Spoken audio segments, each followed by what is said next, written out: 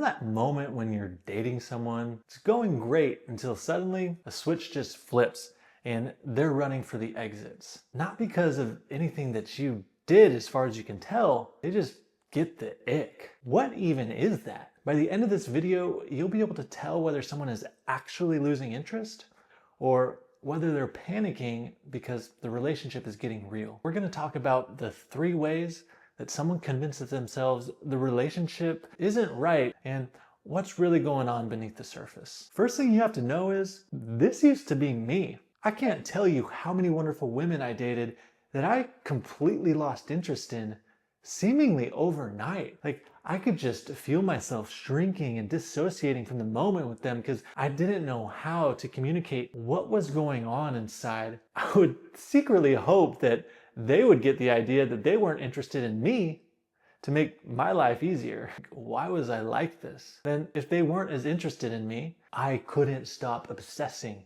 chasing, hoping that there was some magic trick that would get them to change their behavior. Just another day in the life of dating a fearful avoidant. Now, I've come to learn a lot about attachment styles. Looking back, I couldn't see these patterns while I was in them, but now they're pretty predictable. There are 3 key patterns that I've found. The first pattern is the retreat, which usually comes as quite a shock.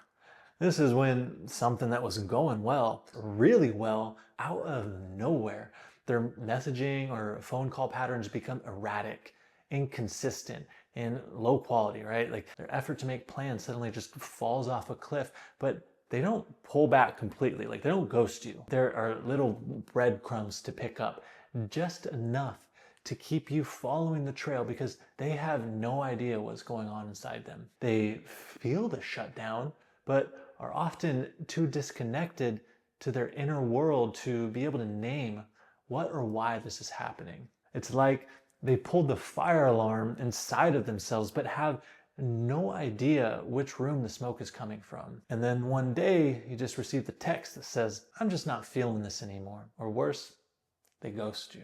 The second pattern is the freeze. It's quieter. Nothing technically changes except the feeling. It's when they keep showing up with the same consistency, but the energy has completely shifted. And then when you ask them, like, what's wrong, they say something like, "Oh, it's nothing. I'm just stressed at work." And this is what I call the unintentional gaslighting. It's like you're sitting in a room where the temperature has clearly dropped, but everyone inside keeps insisting that the thermostat hasn't changed. They're not trying to hurt you. That's actually exactly why they're frozen, either not aware or ready to share with you what's really going on with them, and because they're afraid of conflict and the consequences of their feelings. They invalidate your accurate perception that something is off. The third pattern is the attack. The attack is the most disorienting because now the fear turns outward. This is when they start criticizing and nitpicking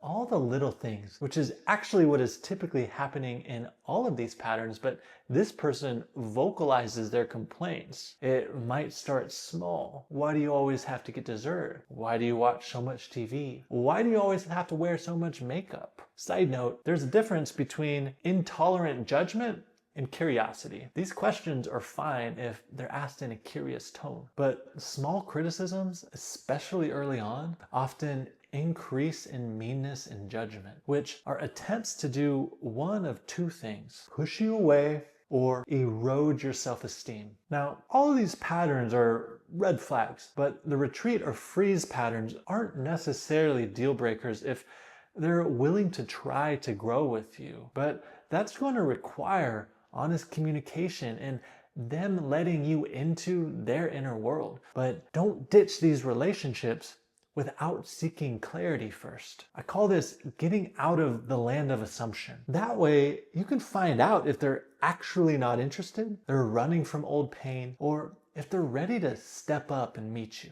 But regardless of how these patterns play out, here's the part that can save you years of self-doubt and pain. There's something that all of these core patterns have in common that probably aren't apparent at the surface. It's not actually about you.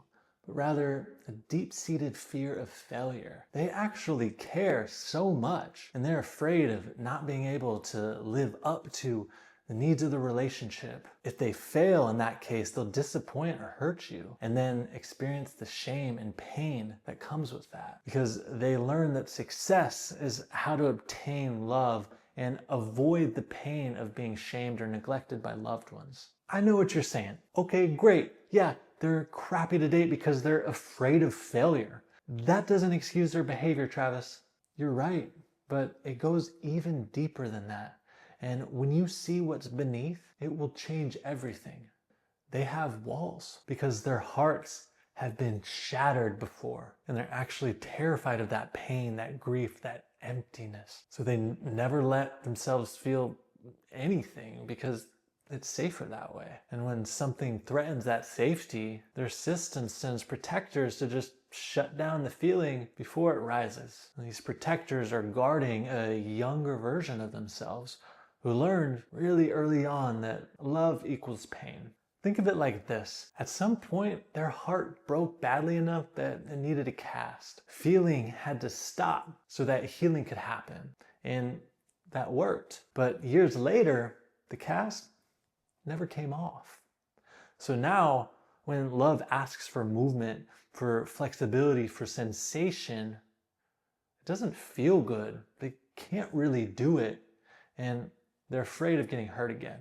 Let's slow that down. Underneath all of this is just a wounded child who desperately needs love, but whose protection has made them unreachable. Isn't that heartbreaking? Again, I know what you're probably saying. Great. Yeah, they have trauma.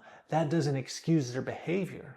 No, it doesn't. But it does liberate you from creating a disempowering story that you're not enough. It can help cleanse you of the poison of resentment that does nothing to change them, but everything to hurt you. It does grant you access to more compassion and understanding. It gives you insight into your own inner child who also needs love and understanding in a way that they didn't get from their well-meaning parents. Now, I wanted to break down how to go about changing these patterns and how to navigate relationships with people like this, but I'll have to save that for a future video, which should be in a link on the screen when it's out. Here's what I want to leave you with, no matter whether you're the one with these patterns or you're the one with the patterns of dating these people. Your capacity to feel anything directly correlates to your capacity to feel everything, which means if you want to experience love,